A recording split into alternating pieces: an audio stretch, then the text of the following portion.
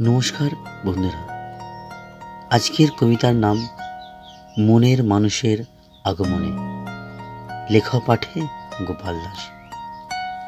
হাজারো বছরের অপেক্ষার অবসান, জীবনের আকাশে ফুটেছে রামধনু ফুল। রাস্তার দুধারে বেশ শিউলি চাপা, কামিনীর সুমধুর গন্ধে মাতোয়ারা হৃদয়, মন জীবন। দূরে ওই নদীর ওপার থেকে কোকিলের সুর ভেসে আসে, টিয়া কাকাতুয়া বক শালিকের কণ্ঠ। জীবনের জয়গান, দুটি মনের মিলন, বেঁচে থাকার এক নতুন দিগন্ত ওর আগমনে।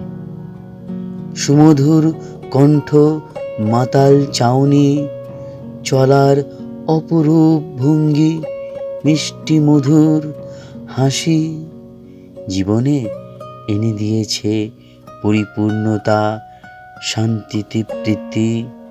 অবশেষে হাজারো বছরের অপেক্ষার অবসান, ওর আগমনে বেঁচে থাকার এক নতুন পথ, অনন্ত স্বাধীনতা। নমস্কার।